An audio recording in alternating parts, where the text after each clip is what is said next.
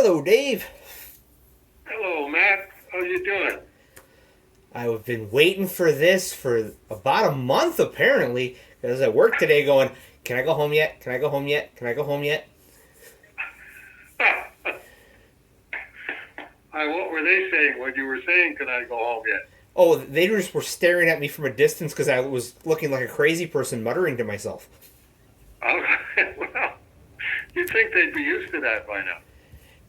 You would think after 13 years, but no. Okay. Well, they're slow learners. Nice people, but slow learners. Okay, here we are. Please hold for February 2025. And as you note off the top here, my turn to remember Jeff. Take it away, Matthew.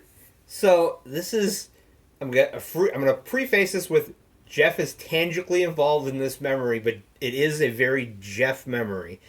So because you are kickstartering Service Archive Portfolio number 11, along with Nerudibus, the latest Cerebus and Hell issue, which at this point there's flashy lights and all sorts of neat stuff in the video. And for the audio people, there's a link below this of how you can get your very own copy. And if you've already ordered one, go back and order another one because we won't say no to your money.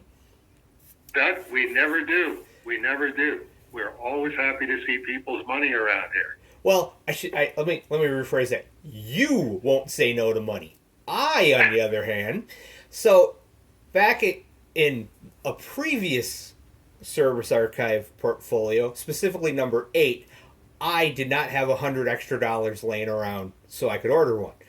And in faxing back and forth, I had said, hey, I don't have the $100 for it, so I'm going to sit this one out. But it's not the end of the world. I know I can get one eventually.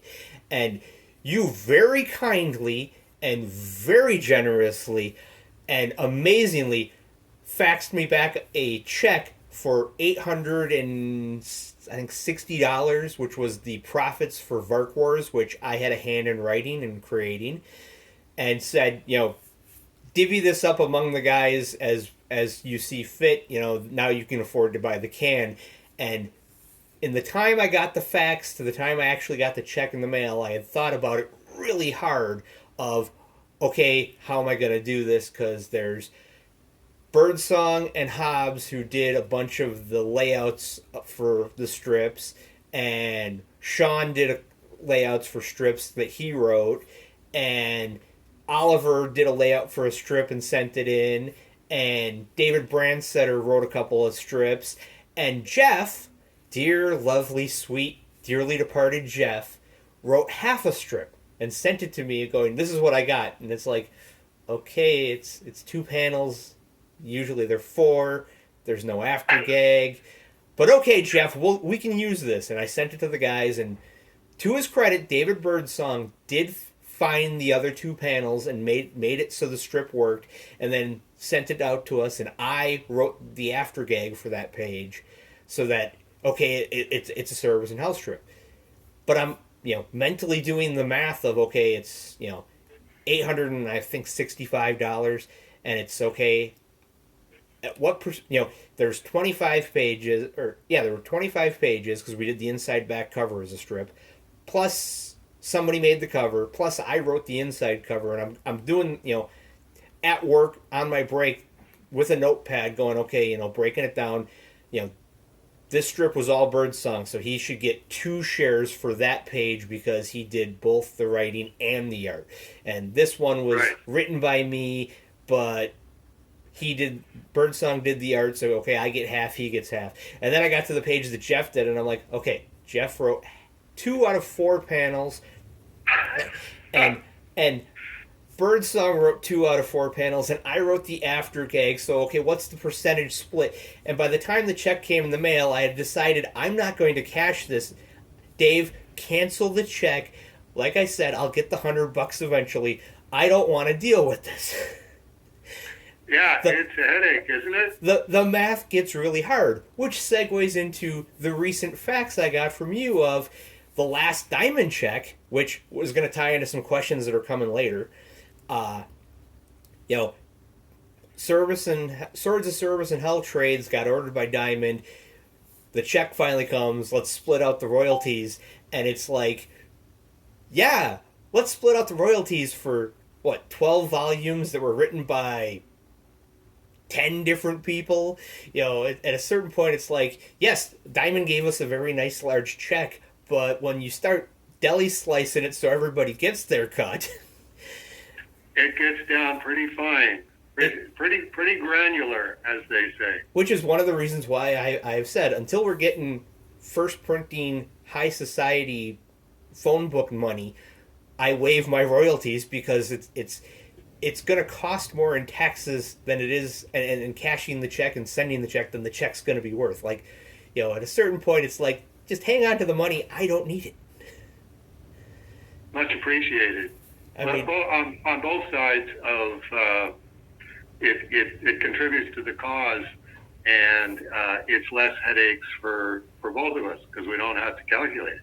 I mean, and that's when even when Hobbs was putting together the swords collections, and they were doing these 4 issues are in this one, and these pages are written by Dave, these are written by Sandeep, these were assembled by whoever. The early issues, it's easy, and then it gets to this is when the committee started writing books, and all of a sudden it's like, okay, page 3 is written by me, and page 5 is written by Hobbs, and page 7 is written by you, and it's like, just the credits alone, I'm like, because they kept sending emails going, do these look right? And I'm like, at a certain point, I don't care.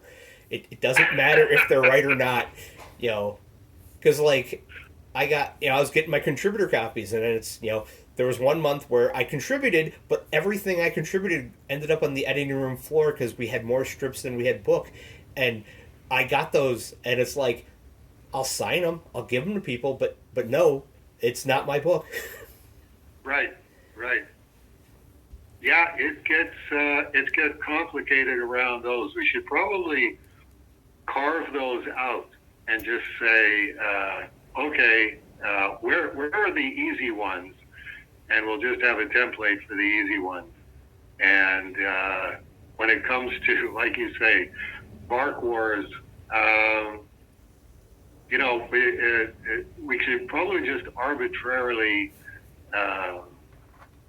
say, these are how many people contributed to Vark Wars, and just divide it by that number of people, whatever the amount of money is. Because it's the same thing as being in a restaurant with people who want to go, okay, who had the extra French fries, and who had the additional whatever it is, and okay, get your calculators out. Do it the way guys tend to do it in a restaurant. The total bill is this.